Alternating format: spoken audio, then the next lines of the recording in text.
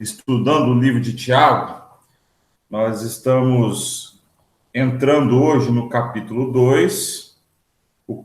O livro de Tiago, igual a gente mencionou na primeira aula né? No primeiro estudo, ele é um livro que foi escrito para as igrejas que lá estavam naquela época. Permitir, quase que eu nego, Luquinho.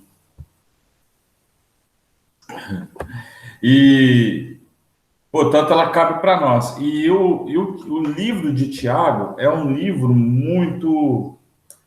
Ele é um livro que ele é muito exortativo. E ele é um livro que dói algumas coisas quando nós aplicamos ela de maneira prática na nossa vida. Eu mandei um roteiro para vocês, baseado nesse comentário bíblico aqui, ó, o Moody, né? Ele é um comentário mais hermenêutico e exegético, para que a gente possa compreender direitinho o que o escritor, né, no caso o Tiago, ele quis dizer realmente. E o meu desejo, como eu já havia falar para vocês, é juntar esse material com material mais, permitir a Luana, material mais devocional, para que a gente possa aplicar na nossa vida prática hoje, né? Então, hoje nós estamos começando o capítulo 2 do livro de Tiago, e é um texto muito pesado. Principalmente porque, de alguma maneira, ou nós vivemos isso daqui, ou nós já testemunhamos isso.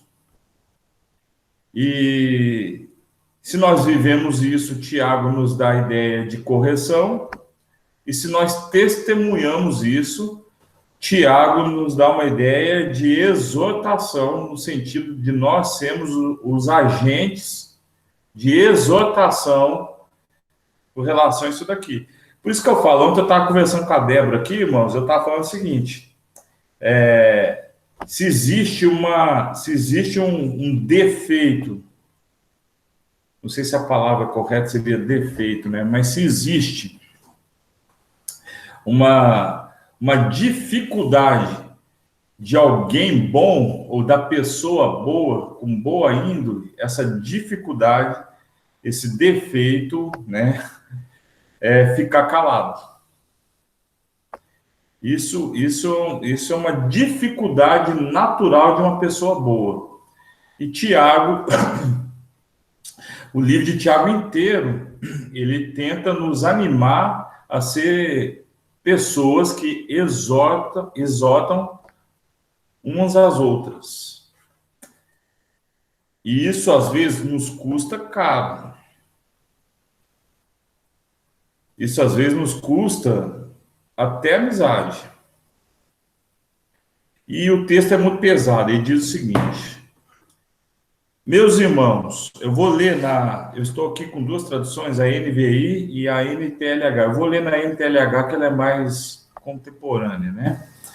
Meus irmãos, vocês quem? Nós, que creem no nosso glorioso Jesus Cristo, aqui é uma condição. Ele está falando de nós, igreja, que crê que Jesus Cristo é Senhor. Quando a gente fala nosso Senhor, ele é o Senhor dessa coletividade chamada igreja.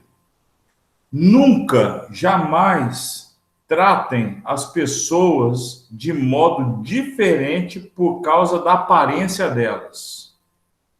E a aparência, aqui, Tiago, ele não está falando apenas de uma preferência física ou de uma preferência estética, mas principalmente de classe econômica.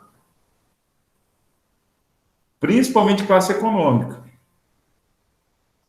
Versículo 2. Por exemplo, olha só como é que o Tiago vai na jugular dos crentes daquela época e vai na nossa até hoje. Por exemplo, entra na reunião, e aí vocês vão ver no estudo que eu coloquei para vocês aí, a palavra reunião, no original, está sinagoga. Ou seja, está falando do quê? Da igreja. Como o Tiago, ele vem da escola rabínica, né? E depois, tudo que é sinagoga é transformado em eclésia, que é a igreja, a palavra igreja de fato, né? Então, por exemplo, entrando numa sinagoga, numa eclésia, vocês, né, aqui, ó, entra na reunião de vocês, nossa, um homem com anéis de ouro e bem vestido. Aqui está falando o quê? De uma classe econômica e está falando de uma percepção estética. E entra também outro, pobre e vestindo roupas velhas. Irmãos, até hoje é assim. O rico procura não repetir a roupa quando vai na sinagoga, quando vai na eclésia, e o pobre frequentemente repete a roupa. Porque não tem condição do quê? De ficar desfilando. Vocês vão entender depois que ele fala de uma percepção de classe econômica para o incrédulo, mas para nós ele vai falar de uma condição de renúncia. Então não é que Deus tem alguma coisa contra os ricos. Ele tem uma condição para o rico que serve ele. Está dando para entender, gente? E aí o versículo 3 diz: digamos que vocês tratam melhor, com mais honra, com mais cuidado, o que está bem vestido e dizem: este é o melhor lugar, sente-se aqui.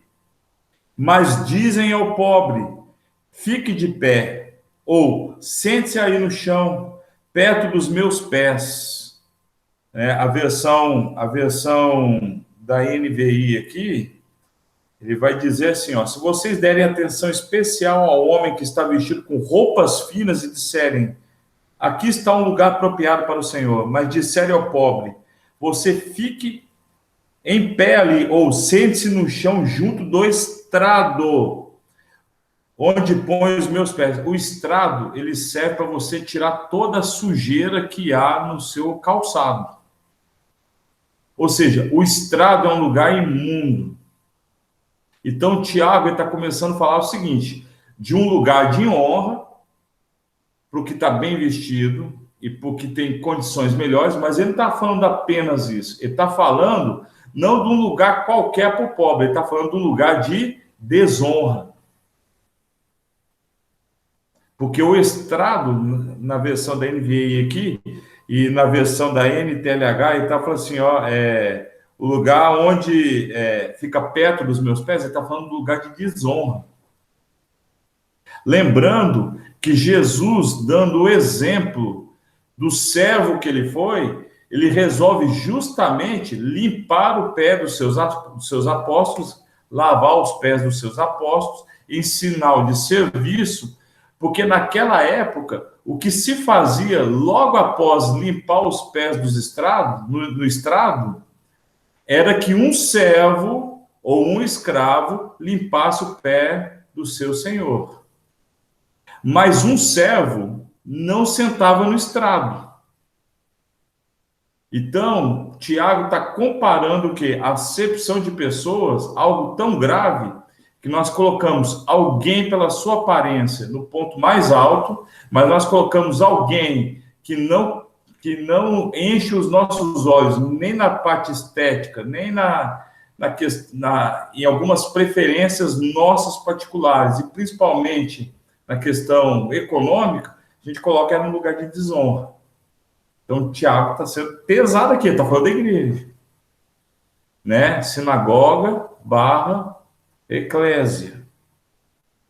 Versículo 4. Neste caso, vocês estão fazendo acepção, diferenciação, diferença entre vocês mesmos, estão se baseando em maus motivos para julgar o valor dos outros. E aqui está falando o seguinte: se alguns de vocês que dizem que eu sou Senhor de vocês, Jesus Cristo, e Tiago alerta aqui no primeiro versículo, que nós, os que servimos Jesus Cristo, se nós estamos praticando tal ato, é porque em nós existe uma motivação que está além e acima do Evangelho. Ou seja, qual que é o plano, qual que é o objetivo por trás de um tratamento honroso a alguém que tem condições e um tratamento desonroso a alguém que não pode, entre aspas, te oferecer coisa alguma. Então, esse tipo de tratamento, esse tipo de diferenciação, ele é motivado por uma ambição de conquistar algo de alguém que pode lhe dar algo. De maneira que aquele que não pode, eu estou tratando ele que de uma forma diferenciada para pior. Por isso que ele fala assim, ó, baseando em maus motivos para julgar o valor dos outros. Na NVI está assim, ó, não estarão fazendo discriminação. Olha o jeito que está na NVI. Fazendo julgamentos com critérios errados. Está dando para entender, gente? Versículo 5. Escutem, meus queridos irmãos. Aí vem Tiago falando aos irmãos, o qual ele está exortando. Deus escolheu os pobres deste mundo para serem ricos na fé e para possuírem o reino que ele prometeu aos que o amam. Então, agora, Tiago não está falando que Deus escolheu os pobres para ser os seus servos e rejeitou os ricos da salvação e da presença dele. Não é isso que Tiago está falando. Tiago está falando de uma condição de alguém, rico ou pobre, mas que na condição de servo, ele agora está resolvido com a sua situação, seja ela qual for. De maneira que o rico não se corrompe ao se tornar pobre ou a compartilhar sua riqueza, e o pobre também não se corrompe com a bênção que vai ser dada a ele. Então, quem é pobre para Tiago é aquele que entendeu a sua condição de que ele não tem nada se não for Deus. Por isso que ele é pobre. Então, o versículo 5 não está falando que somente os pobres conhecem a Deus e os ricos não. Está falando de uma condição de que a pessoa não é nada, ela não possui nada, ela não poderá usufruir de nada se não for por causa de Deus, que é dono de tudo e de todas as coisas. Tanto é verdade que nós não levamos nem esse corpo para depois da morte. Até o corpo fica. Você pode enterrar o corpo nu, você pode enterrar o corpo com o melhor vestido, com o melhor terno, que nem isso vai.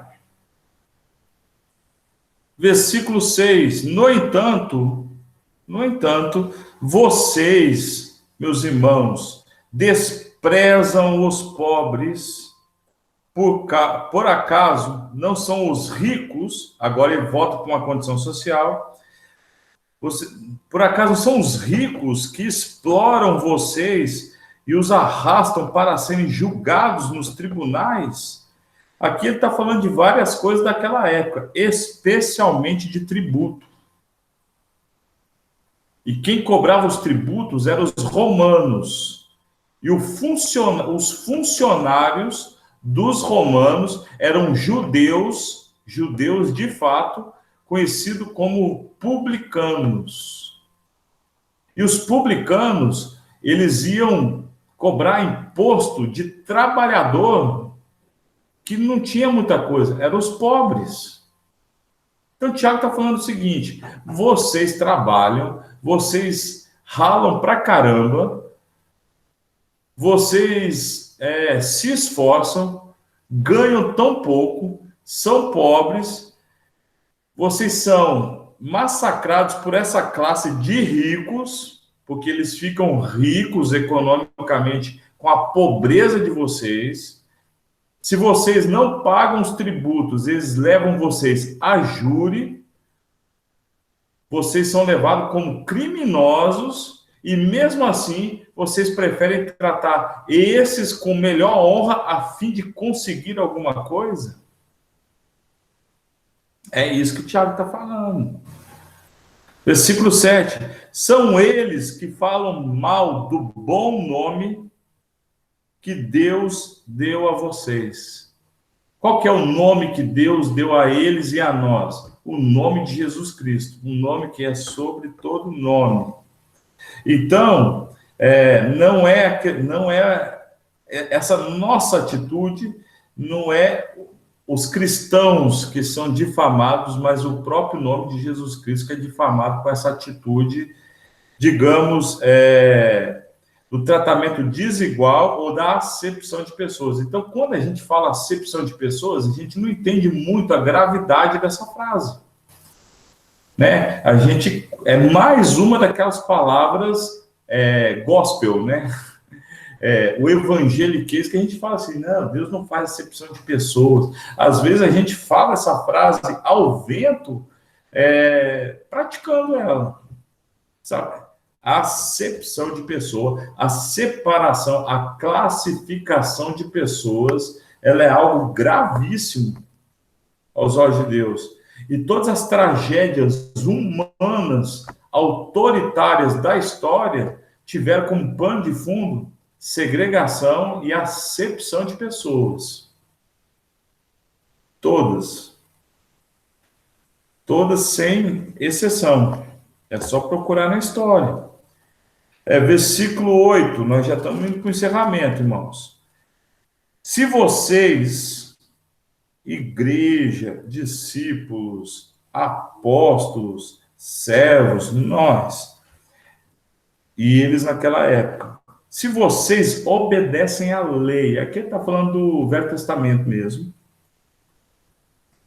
e fala assim, da lei do reino, que é uma lei que excede a do Velho Testamento, estarão fazendo o que devem, pois nas Escrituras Sagradas está escrito, aí isso aqui está lá em Deuteronômio também, ame os outros como você ama a você mesmo.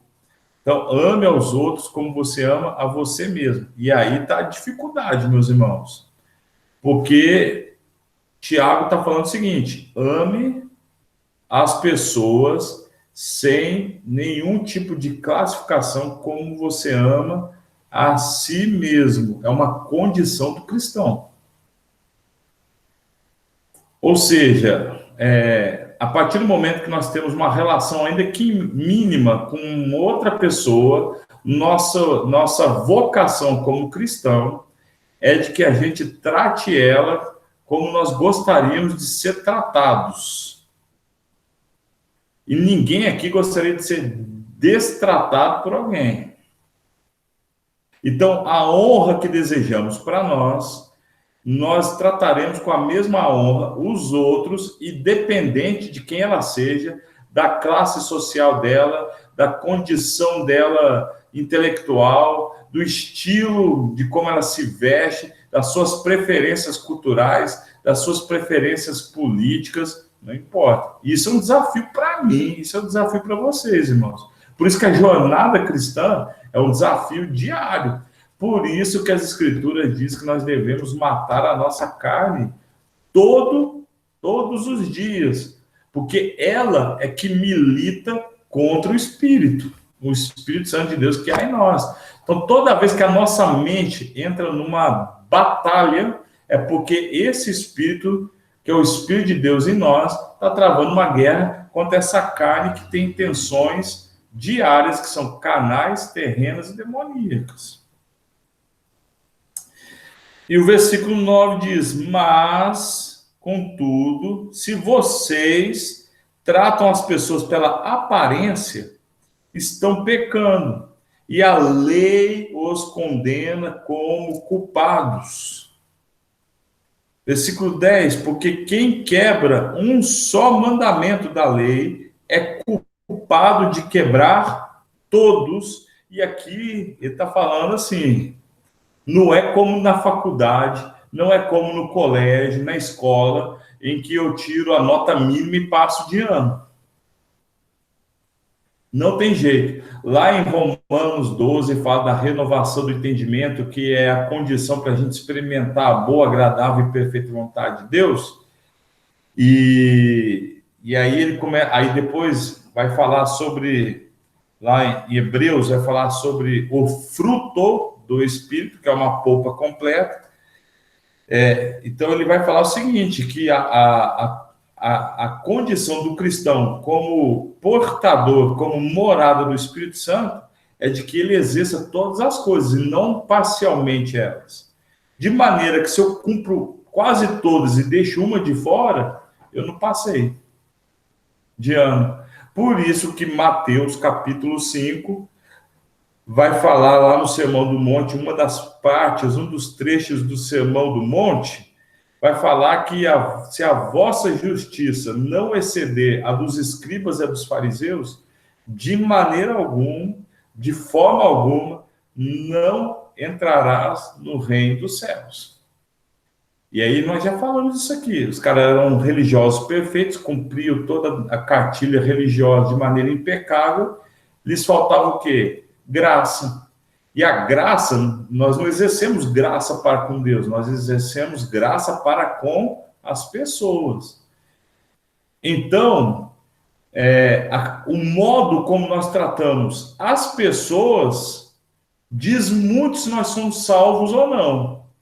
Porque as pessoas têm uma sensação, elas têm uma ideia de que é o nosso trato com Deus que diz se nós somos salvos ou não. De forma alguma.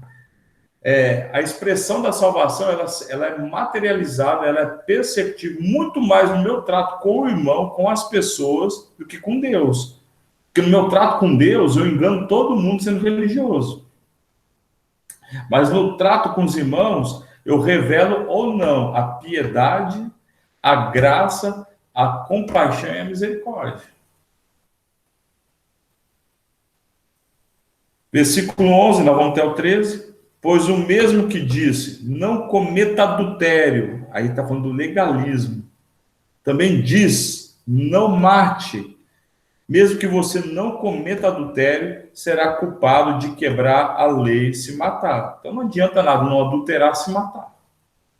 Não adianta nada não adulterar, não matar, não dar falso testemunho, não mentir, não ser idólatra, não adorar outros deuses,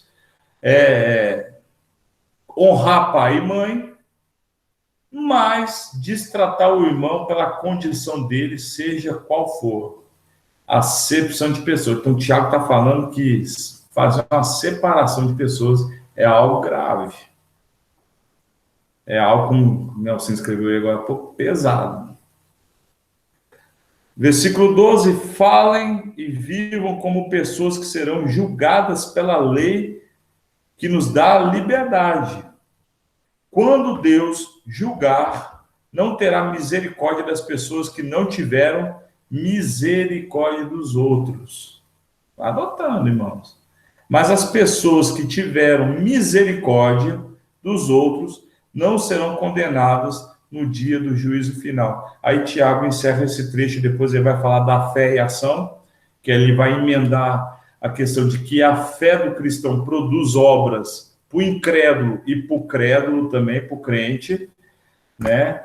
Mas aqui ele encerra o seguinte, foi o que eu falei, o modo como você trata as pessoas, seja quem for, determina se você é salvo ou não. Porque todas as outras disciplinas espirituais, elas podem ser o quê? Disfarçadas. Se eu falar para vocês aqui, que eu oro 3 horas por dia aqui dentro de casa, É uma questão de vocês acreditar ou não. Vocês podem achar que é verdade ou não. Provavelmente vocês vão acreditar. Porque eu estou falando e vocês são meus amigos, mas eu posso não estar falando a verdade. Assim como eu posso falar que eu estou jejuando para todo mundo e não estou. Assim como eu posso falar que eu oro pela pessoa que pediu oração lá no grupo, mas não orei. Então essas coisas podem ser o quê? Disfarçadas. Mas quando eu trato as pessoas no dia a dia, isso é difícil de esconder. E é esse trato que revela para a eclésia, para a igreja e para nós mesmos, para as pessoas, se nós somos salvos ou não. Porque o Filho de Deus, ele trata todas as pessoas sem nenhum tipo de discriminação ou acepção. Beleza, irmãos? 1 hora em ponto, nós podemos falar um pouco, abrir um pouco para perguntas ou para vocês apenas contribuir, né, com alguma percepção, alguma coisa. Está aberto.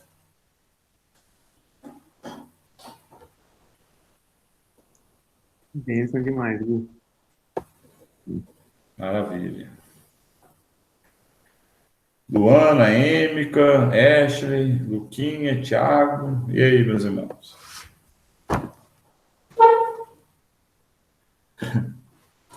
Maravilha. Bom demais, irmão. Essa palavra aí, tipo assim, reflete alguns momentos que eu passei. Tive a oportunidade de conhecer alguns tipos de igrejas, que é uma realidade no Brasil, né? E tive Aham. a oportunidade de ficar um mês numa igreja, entre aspas, que é referência para o país inteiro, Uhum. onde é uma igreja lotada e tudo mais, mas o pobre não é bem-vindo na igreja. Uhum. Ele não é bem-vindo. Não pelo fato de ele não poder entrar, mas pelo fato de talvez a própria igreja discriminar em si, e ele não conseguir se vestir da forma que se veste na igreja, onde a maioria das vezes nós vamos para se apresentar como ego em si, na própria igreja, de apresentar os nossos carros bonitos e tudo mais, e isso reflete muito a igreja no país em si, né? Em que o pobre, a maioria das vezes, não tem mesmo o seu lugar em si, né? E isso aconteceu no Império Romano e acontece até hoje, né? Essa palavra aí, apesar de ser escrita aí há mais de 2000 anos atrás, é muito a nossa realidade hoje. O interessante é como que o livro de Tiago ele é contemporâneo mesmo, né? Você lê o livro de Tiago, você consegue encaixar ele 100% nos dias de hoje. Uma coisa interessante que você falou aí é como que a igreja olha o nome que você colocou, e de fato deve ser mesmo, referência, né, para o Brasil, mas quando você testemunha pessoalmente o local, é que você vai ver se ela dá testemunho de cuidado ou não com as pessoas, seja elas quem for, né? E isso é pesado, cara, isso é complicado. Beleza, meus irmãos. Se mais alguém quiser falar, fale agora ou nós encerraremos com uma oração. Então vamos orar, então. Vou pedir para o Chicão orar. Você pode orar, Chicão? Para nós? Posso. Senhor, obrigado por mais essa reunião. Obrigado por mais uma vez usar o Gustavo para nos ensinar, para passar aquilo que o Senhor gostaria que nós entendêssemos. Por todo esse estudo que nós fizemos agora, por tudo que nós aprendemos mais uma vez. Que o Senhor possa sempre estar nos nossos corações, nas nossas mentes, para que as nossas ações reflitam aquilo que o Senhor nos ensinou. E seja na acepção de pessoas, seja no tratar com as pessoas, seja no conhecer com elas, a gente possa agir da forma que o Senhor gostaria que agíssemos. E não partindo de um princípio que a nossa carne é mais forte, partindo de um princípio que o nosso gosto prevalece. E sempre possa partir do Senhor o nosso julgamento, sempre possa partir do Senhor a forma que a gente trata as pessoas, sempre possa partir do Senhor tudo aquilo que a gente faz, de fato. Que as nossas ações sejam guiadas pelo Senhor. Continue nos abençoando, continue o Gustavo, abençoando o Gustavo na sua empreitada, nos seus ensinos que ele passa, não só para a gente, mas para o pessoal da IBD, nos cultos que ele ainda ministra. Abençoe o restante desse dia, Senhor, que possamos fazer aquilo que for da sua vontade. É isso que eu te peço e já te agradeço, em nome de Jesus. Amém. Amém. Amém. Irmãos, seguinte, a apostila que eu mandei para vocês, ela tem visões diferentes, não diferentes, complementares do que eu falei aqui hoje. Então é interessante vocês fazerem a junção das duas coisas. Ela é um caminho mais exegético e hermenêutico, né? Então tá muito bom, muito esclarecedor. Então vocês fazem essa reflexão também por lá. Beleza, meus irmãos? Deus abençoe a vida de vocês. Tamo junto. Fiquem com Deus. Boa tarde. Valeu, Gu. Até mais. Tchau. Tchau. Tchau.